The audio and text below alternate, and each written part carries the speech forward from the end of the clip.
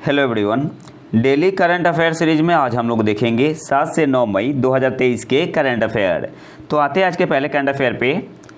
भारत सरकार carbon tax से निपटने के लिए विभिन्न विकल्पों की खोज कर रही है, जिसे कार्बन बॉर्डर एडजस्टमेंट मैकेनिज्म कहा जाता है, जिसे भविष्य में किसके द्वारा लगाया जाएगा।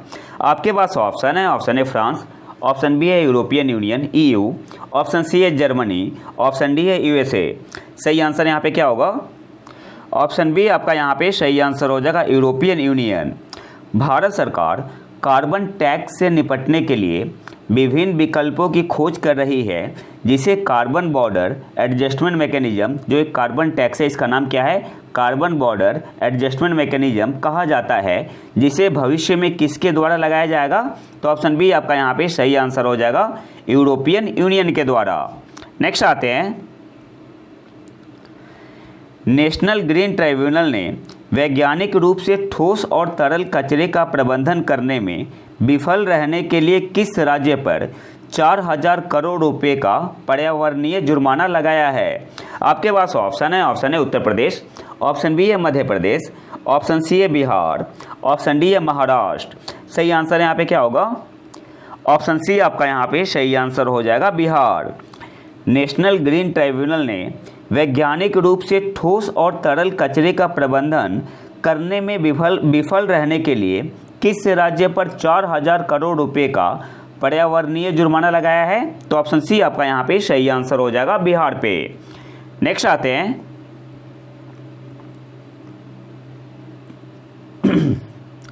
किस संस्थान ने हाल ही में जियो economic fragmentation sub Sahara Africa caught between the fault line शीर्षक से एक रिपोर्ट जारी की है? आपके पास ऑप्शन है IMF ने, ऑप्शन बी है World Economic Forum, option C है नीति आयोग, ऑप्शन डी है यूनेस्को। सही आंसर यहाँ पे क्या होगा? ऑप्शन ए आपका यहाँ पे सही आंसर हो जाएगा, IMF ने। किस संस्थान ने हाल ही में जियो economic fragmentation sub Sahara Africa caught between the fault line शीर्षक से एक रिपोर्ट जारी की है? तो ऑप्शन ए आपका यहाँ पे सही आंसर हो जाएगा, IMF ने। नेक्स्ट आते हैं, US food and drug administration ने दुनिया के पहले रेस्पिरेटरी सिंसाइटियल वायरस वैक्सीन को मंजूरी दी है, जिसका नाम है। आपके पास ऑप्शन है फेजॉन, ऑप्शन बी है प्रेजॉन, ऑप्शन सी है एडेक्सवी, ऑप्शन डी है एल्बॉस। सही आंसर यहाँ पे क्या होगा? ऑप्शन सी आपका यहाँ पे सही आंसर हो जाएगा, एडेक्सवी। US food and drug administration ने दुनिया के पहले रेस्पिरेटरी सिंसाइटियल वायरस वैक्सीन को मंजूरी दी है, जिसका नाम है, तो ऑप्शन सी आपका यहाँ पे सही आंसर हो जाएगा, एडेक्सवी। अच्छा, इसे किस कंपनी ने बनाया है? कंपनी का नाम अगर पूछते कि किस कंपनी के द्वारा इसे मैन्युफैक्चर किया गया है, तो कंपनी का नाम है GSK। नेक्स्ट आते हैं, किस प्रौद्योगिकी कंपनी ने अपनी सेवाओं के लिए एक प्रमुख नई सुरक्षा सुविधा की घोषणा की, जिसका नाम है पासकीज? आपको बताना है किस प्रौद्योगिकी कंपनी ने अपनी सेवाओं के लिए एक प्रमुख नई सुरक्षा सुविधा की घोषणा की है, और उसका नाम क्या है? पासकीज। आपके पास ऑप्शन है मेटा ने, ऑप्शन बी है माइक्रोसॉफ्ट, ऑप्शन सी है एप्पल, ऑप्शन डी है गूगल। सही आंसर यहाँ पे क्या होगा? ऑप्शन डी आपका यहाँ पे सही आंसर हो जाएगा, गूगल। किस प्रौद्योगिकी कंपनी ने अपनी सेवाओं के लिए एक प्रमुख नई सुरक्षा सुविधा की घोषणा की, जिसका नाम क्या है? पासकीज। तो ऑप्शन डी आपका यहाँ पे सही आंसर हो जाएगा, गूगल ने। नेक्स्ट आते हैं, भारतीय रिजर्व बैंक और कौन सी संस्था G20 टेक स्प्रिंट के लिए सीमा पार से भुगतान समाधान आमंत्रित करती है? आपके पास ऑप्शन है BIS, ऑप्शन बी है नीति आयोग, ऑप्शन सी है SBI, ऑप्शन डी है HDFC बैंक। सही आंसर यहाँ पे क्या होगा? ऑप्शन ए आपका यहाँ पे सही आंसर हो जाएगा, BIS। और BIS का मतलब क्या हुआ? Bank for international settlement. भारतीय रिजर्व बैंक RBI और कौन सी संस्था G20 टेक स्प्रिंट के लिए सीमा पार से भुगतान समाधान क्रॉस बॉर्डर पेमेंट सॉल्यूशन आमंत्रित करती है? तो ऑप्शन ए आपका यहाँ पे सही आंसर हो जाएगा, BIS, bank for international settlement. Next आते हैं,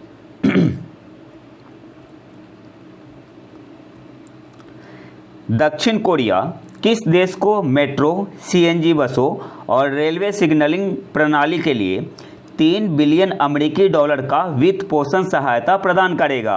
आपके पास ऑप्शन है। Option A Nepal, option B है बांग्लादेश को, ऑप्शन सी है अफगानिस्तान, ऑप्शन डी है इंडोनेशिया। सही आंसर यहाँ पे क्या होगा? ऑप्शन बी आपका यहाँ पे सही आंसर हो जाएगा, बांग्लादेश। दक्षिण कोरिया किस देश को मेट्रो, सीएनजी बसों और रेलवे सिग्नलिंग प्रणाली के लिए 3 बिलियन अमेरिकी डॉलर का वित्त पोषण सहायता प्रदान करेगा? तो ऑप्शन बी आपका यहाँ पे सही आंसर हो जाएगा, बांग्लादेश को। नेक्स्ट आते हैं, किस देश ने मशीन कैन सी 2023 शिखर सम्मेलन शुरू किया? आपके पास ऑप्शन है। ऑप्शन ए भारत ने, ऑप्शन बी है अमेरिका यूएसए, ऑप्शन सी है यूएई संयुक्त अरब अमीरात, ऑप्शन डी है यूके। सही आंसर यहाँ पे क्या होगा? ऑप्शन सी आपका यहाँ पे सही आंसर हो जाएगा, यूएई। किस देश ने मशीन कैन सी 2023 शिखर सम्मेलन शुरू किया? तो ऑप्शन सी आपका यहाँ पे सही आंसर हो जाएगा, यूएई ने। नेक्स्ट आते हैं, भारत ने किस देश के साथ मिलकर net zero innovation virtual centre launch किया? आपके पास ऑप्शन है। Option A UK, Great Britain, option B है यूएसए, ऑप्शन सी है यूएई, ऑप्शन डी है इजराइल। सही आंसर यहाँ पे क्या होगा? ऑप्शन ए आपका यहाँ पे सही आंसर हो जाएगा, यूके। भारत ने किस देश के साथ मिलकर net zero innovation virtual centre launch किया? तो ऑप्शन ए आपका यहाँ पे सही आंसर हो जाएगा, यूके, ग्रेट ब्रिटेन। नेक्स्ट आते हैं, जलवायु परिवर्तन पर पीटर्सबर्ग डायलॉग जो कि 2 से 3 मई 2023 में हुआ से बर्लिन में आयोजित किया गया था और इसकी मेजबानी किसके द्वारा की गई थी? आपके पास ऑप्शन है। ऑप्शन है भारत और संयुक्त अरब अमीरात के द्वारा, ऑप्शन बी है जर्मनी और संयुक्त अरब अमीरात के द्वारा, ऑप्शन सी है फ्रांस और संयुक्त अरब अमीरात के द्वारा, ऑप्शन डी है भारत और फ्रांस के द्वारा। सही आंसर यहाँ पे क्या होगा? ऑप्शन बी आपका यहाँ पे सही आंसर हो जाएगा, जर्मनी और संयुक्त अरब अमीरात के द्वारा। जलवायु परिवर्तन पर पीटर्सबर्ग डायलॉग जो कि बर्लिन में आयोजित किया गया था, इसकी मेजबानी किसके द्वारा की गई थी? तो ऑप्शन बी आपका यहाँ पे सही आंसर हो जाएगा, जर्मनी और संयुक्त अरब अमीरात के द्वारा। ऑप्शन बी आपका यहाँ पे सही आंसर होगा। नेक्स्ट आते हैं, किस केंद्रीय मंत्रालय ने शहर सौंदर्य प्रतियोगिता portal city beauty competition portal launch किया? आपके पास ऑप्शन है। ऑप्शन ए आवास और शहरी मामलों के मंत्रालय, ऑप्शन बी है ग्रामीण विकास मंत्रालय, ऑप्शन सी है रक्षा मंत्रालय, ऑप्शन डी है सहकारिता मंत्रालय। सही आंसर यहाँ पे क्या होगा? ऑप्शन ए आपका यहाँ पे सही आंसर हो जाएगा, आवास और शहरी मामलों के मंत्रालय ने। किस केंद्रीय मंत्रालय ने city beauty competition portal launch किया? तो ऑप्शन ए आपका यहाँ पे सही आंसर हो जाएगा, आवास और शहरी मामलों के मंत्रालय ने। नेक्स्ट आते हैं, किस संस्था ने उभरते खतरों पहल के लिए तैयारी और लचीलापन the preparedness and resilience for emerging threat शुरू किया? आपके पास ऑप्शन है। ऑप्शन ए यूनेस्को ने, ऑप्शन बी है WHO, ऑप्शन सी है यूनिसेफ, ऑप्शन डी है IMF। सही आंसर यहाँ पे क्या होगा? ऑप्शन बी आपका यहाँ पे सही आंसर हो जाएगा, WHO।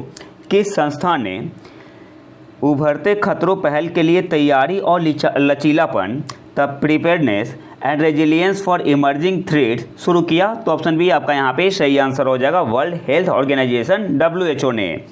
नेक्स्ट आते हैं, फूड क्राइसिस 2023 पर global report global network against food crisis के समर्थन में किस संगठन द्वारा निर्मित है? The global report on food crisis 2023 produced by which organisation in support to the global network against food crisis?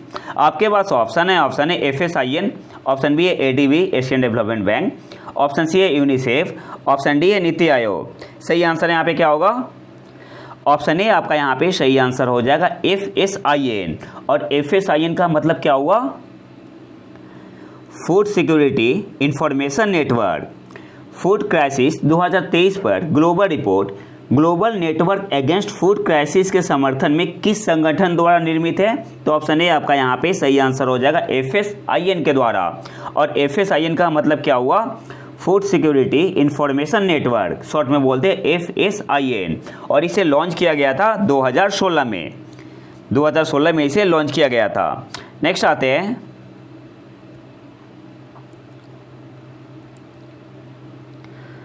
कार्यस्थल पर सुरक्षा और स्वास्थ्य के लिए विश्व दिवस world day for safety and health at work कब मनाया जाता है? आपके पास ऑप्शन है। ऑप्शन ए 10 अप्रैल को, ऑप्शन बी है 28 अप्रैल, ऑप्शन सी है 10 मई, ऑप्शन डी है 28 मई। सही आंसर क्या होगा? ऑप्शन बी आपका यहाँ पे सही आंसर हो जाएगा 28 अप्रैल को। World day for safety and health at work कब मनाया जाता है? तो ऑप्शन बी आपका यहाँ पे सही आंसर हो जाएगा 28 अप्रैल, 28 अप्रैल को। नेक्स्ट आते हैं, कौन सा राज्य नई इमारतों में जीवाश्म ईंधन पर प्रतिबंध लगाने वाला पहला अमेरिकी राज्य बन गया है? आपके पास ऑप्शन है। Option A California, option B है टेक्सास, ऑप्शन सी है फ्लोरिडा, ऑप्शन डी है न्यूयॉर्क। सही आंसर यहाँ पे क्या होगा? ऑप्शन डी आपका यहाँ पे सही आंसर हो जाएगा न्यूयॉर्क। कौन सा राज्य नई इमारतों में जीवाश्म ईंधन पर प्रतिबंध लगाने वाला पहला अमेरिकी राज्य बन गया है? तो ऑप्शन डी आपका यहाँ पे सही आंसर हो जाएगा न्यूयॉर्क। नेक्स्ट आते हैं, प्रोजेक्ट हॉर्नबिल प्रोजेक्ट में कौन सी जनजाति प्रमुख भूमिका निभा रही है? आपके पास ऑप्शन है। ऑप्शन है बोडो जनजाति, ऑप्शन बी है भील जनजाति, ऑप्शन सी है निसी जनजाति, ऑप्शन डी है इनमें से कोई भी नहीं। सही आंसर यहाँ पे क्या होगा? ऑप्शन सी आपका यहाँ पे सही आंसर हो जाएगा निसी ट्राइब्स, निसी जनजाति, जो कहाँ की है? अरुणाचल प्रदेश की। प्रोजेक्ट हॉर्नबिल प्रोजेक्ट में कौन सी जनजाति प्रमुख भूमिका निभा रही है? तो सही आंसर यहाँ पे क्या होगा? ऑप्शन सी आपका यहाँ पे सही आंसर हो जाएगा निसी जनजाति, निसी ट्राइब्स। ऑप्शन सी आपका यहाँ पे सही आंसर होगा। नेक्स्ट आते हैं,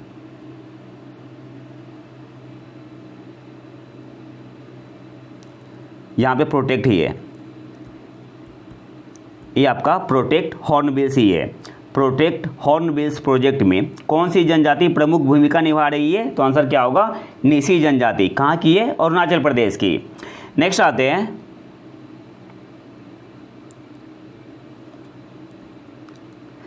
राष्ट्रीय विनिर्माण नवाचार सर्वेक्षण नेशनल मैन्युफैक्चरिंग इनोवेशन सर्वे 2021-22 के अनुसार सबसे नवीन राज्य मोस्ट इनोवेटिव स्टेट कौन सा है? आपके पास ऑप्शन है। ऑप्शन है उड़ीसा, ऑप्शन बी है कर्नाटक, ऑप्शन सी है तेलंगाना, ऑप्शन डी है पंजाब। सही आंसर यहाँ पे क्या होगा? ऑप्शन बी आपका यहाँ पे सही आंसर हो जाएगा कर्नाटक। राष्ट्रीय विनिर्माण नवाचार सर्वेक्षण नेशनल मैन्युफैक्चरिंग इनोवेशन सर्वे 2021-22 के अनुसार मोस्ट इनोवेटिव स्टेट कौन सा है? तो ऑप्शन बी आपका यहाँ पे सही आंसर हो जाएगा कर्नाटक। अब इसे थोड़ा डिटेल में देख लेते हैं। रैंक किसने दिया है? Department of Science and Technology ने। कर्नाटक टॉप पे है, फॉलोड बाई कर्नाटक के बाद कौन है? तेलंगाना, फिर तमिलनाडु है, फिर महाराष्ट्र है और फिर हरियाणा है। याद क्या रखना है? रैंक किसने दिया है? Department of Science and Technology ने। टॉप पे कौन है? कर्नाटक है, followed by Telangana, Tamil Nadu, Maharashtra and Haryana. और Uttarakhand has the highest score among the hill state. तो हिल स्टेट में सबसे ज़्यादा स्कोर किसने किया है? उत्तराखंड ने किया है। जबकि while Dadar and Nagar Haveli and Daman and Diu has the highest score among the UT. और यूटी के बीच में एमोंग द यूटी किसने हाईएस्ट स्कोर किया है? तो Dadar and Nagar Haveli and Daman and Diu. और अगर हिल स्टेट की बात करें तो किसने किया है? उत्तराखंड ने। नेक्स्ट आते हैं, विश्व पशु चिकित्सा दिवस 2023 कब मनाया गया? आपके पास ऑप्शन है। ऑप्शन ए 29 अप्रैल को, ऑप्शन बी 28 अप्रैल, ऑप्शन सी है 28 मई, ऑप्शन डी है 29 मई। सही आंसर यहाँ पे क्या होगा?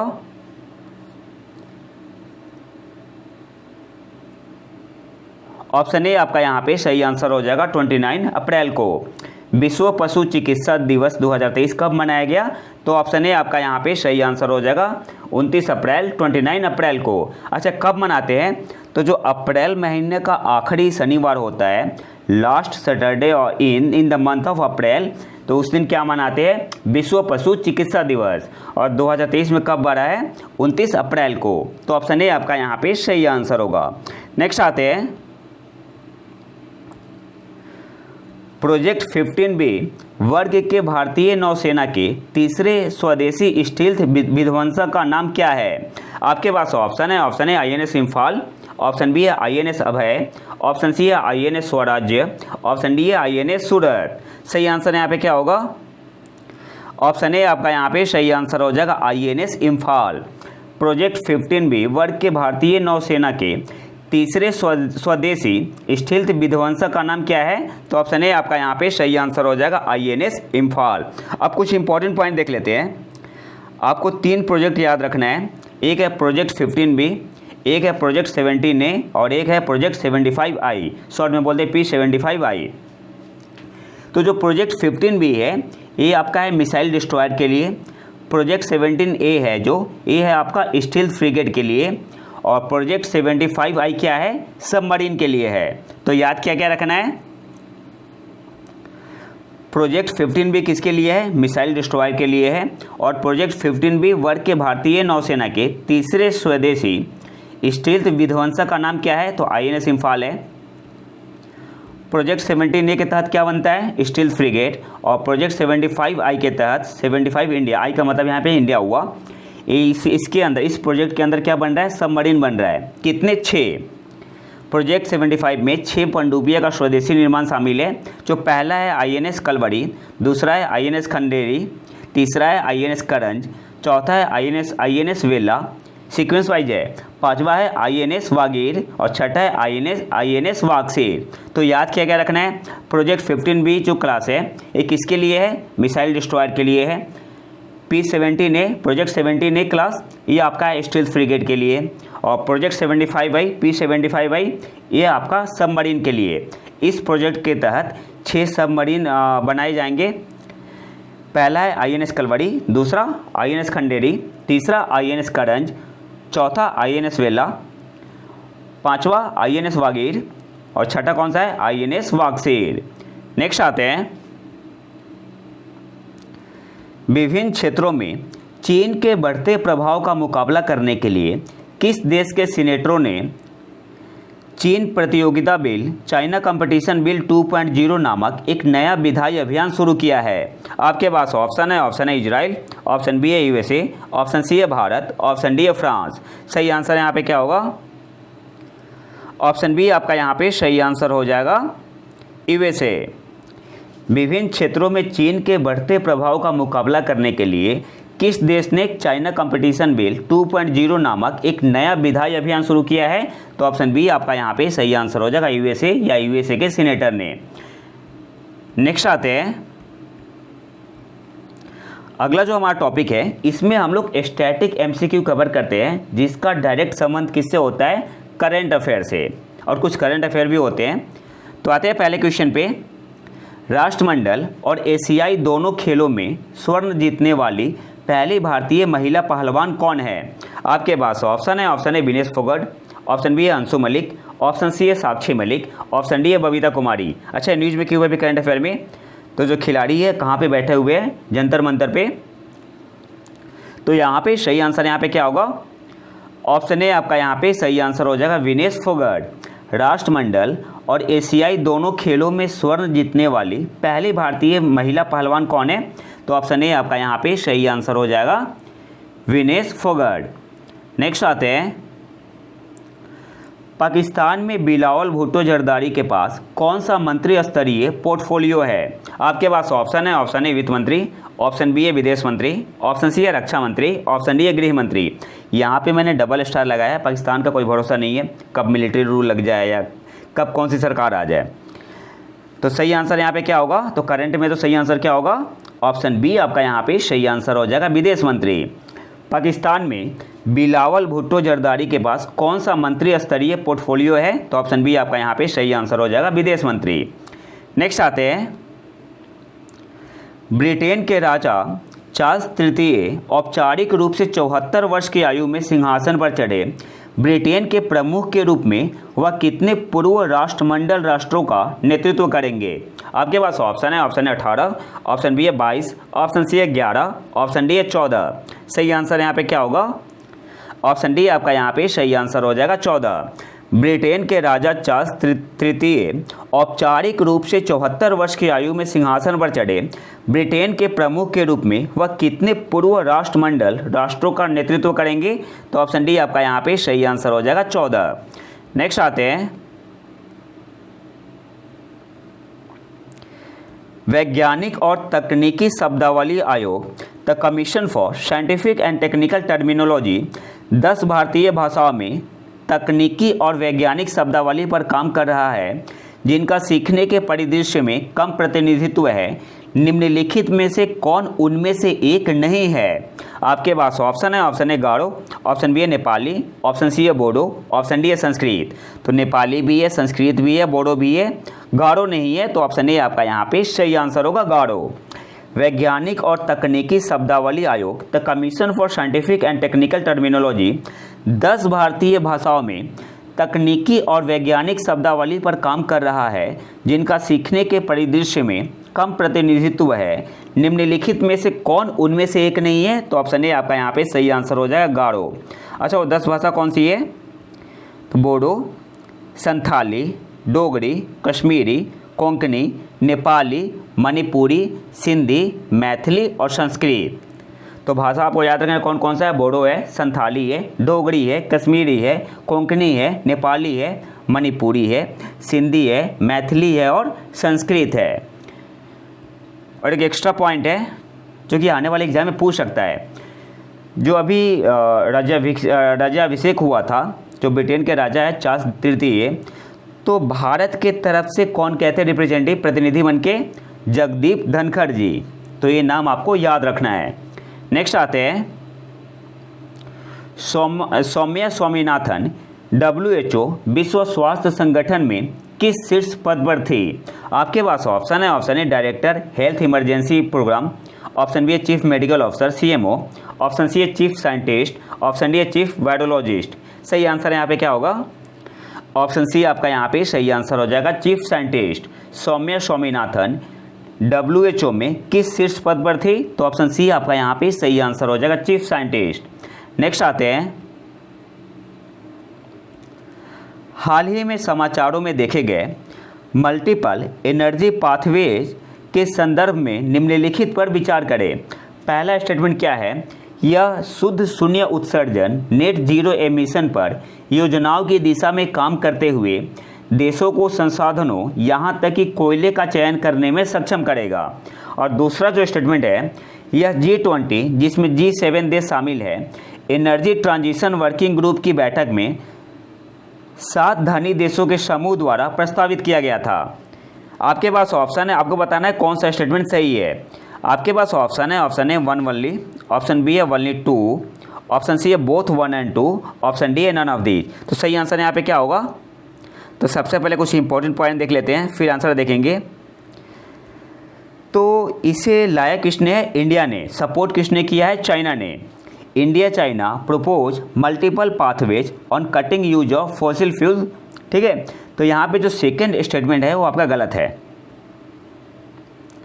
क्या दिया हुआ है?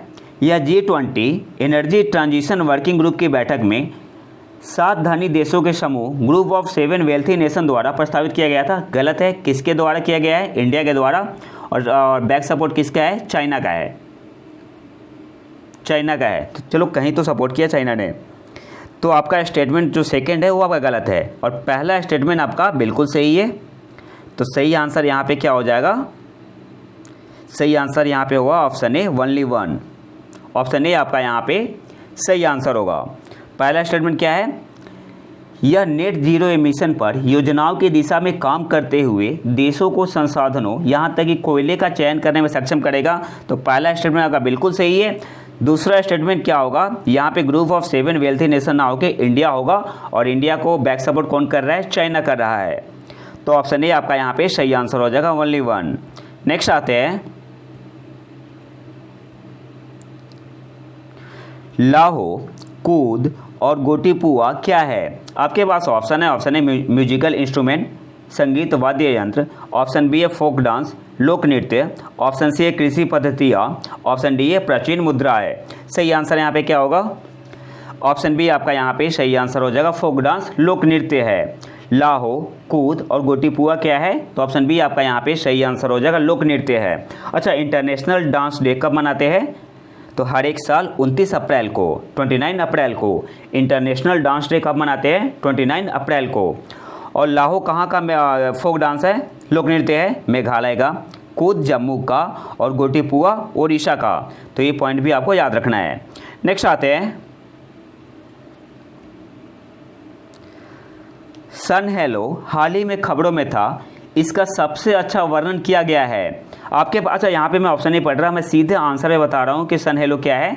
ऑप्शन सी आपका यहाँ पे सही आंसर हो जाएगा। यह एक रिंग या प्रकाश है जो सूर्य के चारों ओर बनता है, क्योंकि सूर्य का प्रकाश सीरस क्लाउड के पतले आवरण में बर्फ के क्रिस्टल से अपवर्तित होता है। सन हेलो क्या है? तो यह एक रिंग या प्रकाश है जो सूर्य के चारों ओर बनता है, क्योंकि सूर्य का प्रकाश सीरस क्लाउड के पतले आवरण में बर्फ के क्रिस्टल से अपवर्तित होता है। यहाँ पे डिटेल गिवन है, आप देख सकते हैं। अच्छा, एक चीज़ और, अगर मैं आपसे पूछूं रिफ्रैक्शन क्या होता है, एक टर्म यहाँ पे आया होगा रिफ्रैक्शन। तो रिफ्रैक्शन और रिफ्लेक्शन में क्या फ़र्क होता है? ये तो आपका होगा रिफ्रैक्शन है, एक होता है रिफ्लेक्शन। रिफ्लेक्शन दोनों में क्या फ़र्क होता है? तो जब भी कोई रे है, मान लो एक सरफेस है, ये मीडियम 1 है और ये मीडियम 2 है, तो जब भी कोई रे एक मीडियम से दूसरे मीडियम में जाती है तो क्या होता है? रिफ्रैक्शन होता है। और जब उसी मीडियम में वापस लौट जाती है तो क्या होता है? उसे क्या बोलते हैं? रिफ्लेक्शन बोलते हैं।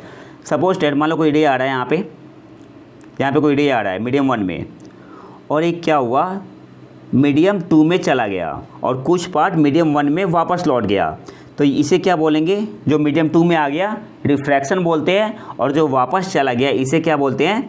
रिफ्लेक्शन बोलते हैं। नेक्स्ट आते हैं, एशिया और प्रशांत में जलवायु के लिए अभिनव वित्त सुविधा, शॉर्ट में बोलते हैं IFCAP, के बारे में निम्नलिखित कथनों पर विचार करें। पहला स्टेटमेंट है आपका, यह एशिया विकास बैंक की पहल है। दूसरा है, वित्त सुविधा केवल एशियाई देशों तक ही सीमित है। आपको बताना है कौन सा स्टेटमेंट सही है। आपके पास ऑप्शन है, option A only 1, option B है ओनली 2, ऑप्शन सी है बोथ 1 and 2, ऑप्शन डी है नीदर 1 nor 2। तो सही आंसर यहाँ पे क्या होगा? तो ऑप्शन को देखने से पहले इसका कुछ इंपॉर्टेंट पॉइंट देख लेते हैं। सबसे पहले, the Asian Development bank announce the innovative finance facility for climate in Asia and the Pacific. तो जो पहला स्टेटमेंट है वो आपका बिल्कुल सही है। किसने किया है? अनाउंस, एशियन डेवलपमेंट बैंक ने। दूसरा क्या है? IFCAP के इनिशियल पार्टनर कौन है? डेनमार्क है, जापान है, रिपब्लिक ऑफ कोरिया है, स्वीडन है, यूनाइटेड किंगडम है और यूनाइटेड स्टेट है। तो जो सेकेंड स्टेटमेंट यहाँ पे क्या लिखा हुआ है, वित्त सुविधा केवल एशियाई देशों तक ही सीमित है, तो गलत है। यहाँ पे डेनमार्क भी है, USA भी है, UK भी है। तो पहला स्टेटमेंट आपका बिल्कुल सही है, सेकेंड स्टेटमेंट क्या है? गलत है। तो सही आंसर यहाँ पे क्या होगा? ऑप्शन ए आपका यहाँ पे सही आंसर हो जाएगा, ओनली 1। और आखिरी क्वेश्चन पे आते हैं, लुधियाना गैस रिसाव के कारण हाल ही में खबरों में रहे न्यूरोटॉक्सिन के संदर्भ में निम्नलिखित कथनों पर विचार करें।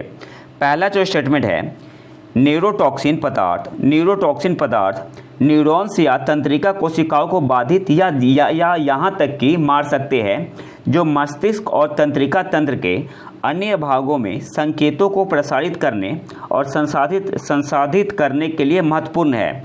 तो पहला स्टेटमेंट जो है वो आपका बिल्कुल सही है।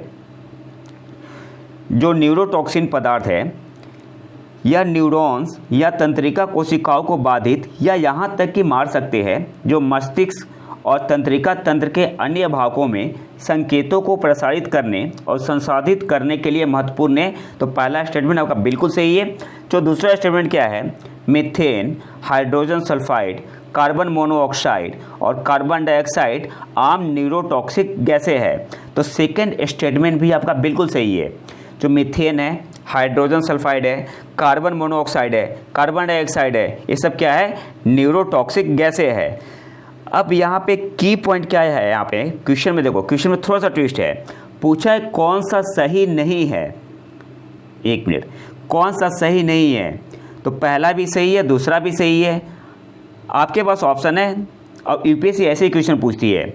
अब आपके दिमाग में होगा कि पूछ रहा है कौन सा सही है, आप क्या आंसर लगा देंगे, बोथ 1 और 2।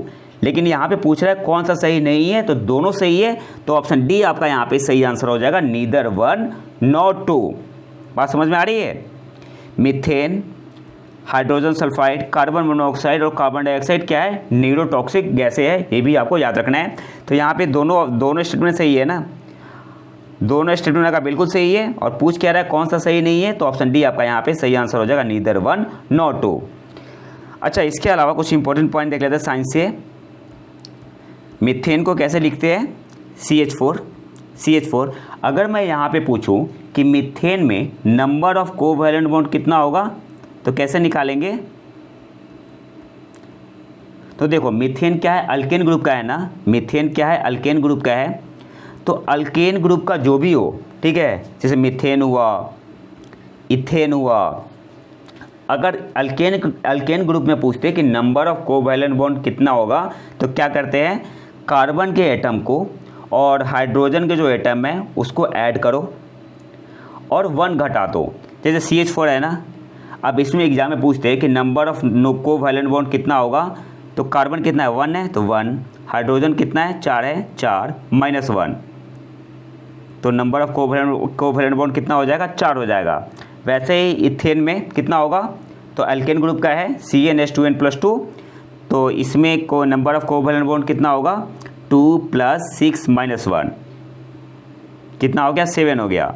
तो इथेन में कितना होगा, 7 कोवैलेंट बॉन्ड होगा। अगर यहीं पे होता आपका, ये तो अल्केन ग्रुप का हो गया ना, अगर अल्काइन ग्रुप होता, अल्कीन ग्रुप होता, पहले अल्केन देखा था, अल्कीन ग्रुप होता, अल्कीन ग्रुप का क्या होता है, CnH2n होता है। जैसे मान लो कि इथीन है, C2H4, इसमें covalent number of covalent bond कितना होगा, तो अल्कीन के केस में क्या करते हैं, जो कार्बन के एटम है, हाइड्रोजन के एटम है, उनको ऐड करते हो, वही आपका नंबर ऑफ कोवैलेंट बॉन्ड होगा। 2 + 4 कितना हो जाएगा, 6 हो जाएगा।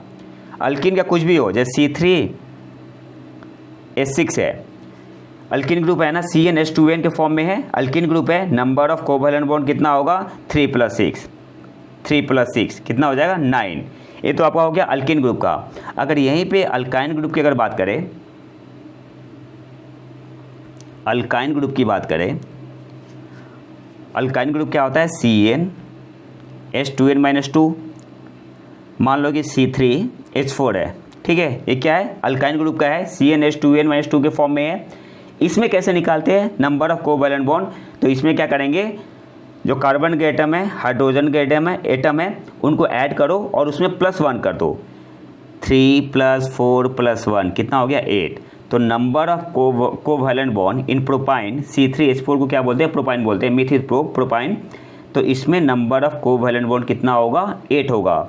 याद करने का तरीका क्या है, अल्केन के केस में क्या करना है, अल्केन के केस में नंबर ऑफ कार्बन के जितने एटम है, हाइड्रोजन के जितने एटम है, 1 घटा देना है, ठीक है। तो हमारे क्या निकलेगा, नंबर ऑफ कोवैलेंट बॉन्ड निकल जाएगा। अल्कीन के केस में क्या करना है, अल्कीन के केस में तो कुछ नहीं करना, जितने कार्बन एटम है, जितने हाइड्रोजन एटम है, ऐड कर दो, वही आपका क्या होगा, नंबर ऑफ कोवैलेंट बॉन्ड होगा। और अल्काइन के केस में क्या करना है, अल्केन में घटाते हैं ना 1, अल्काइन में 1 ऐड कर दो। तो जितने कार्बन के एटम है, जितने हाइड्रोजन के एटम है, उनको ऐड करके उनमें 1 ऐड कर दो, तो क्या देगा, नंबर ऑफ कोवैलेंट बॉन्ड देगा किसमें, अल्काइन में। तो ये तो था हमारा आज का लेक्चर। अगर आपको इसका PDF चाहिए तो आप हमारे टेलीग्राम चैनल प्रतीक IQ को ज्वाइन कर सकते हैं। और अगर वीडियो पसंद आए तो वीडियो को लाइक करें और चैनल को सब्सक्राइब जरूर कर लें। मिलते हैं नए वीडियो में नए टॉपिक के साथ, तब तक के लिए नमस्कार, जय हिंद।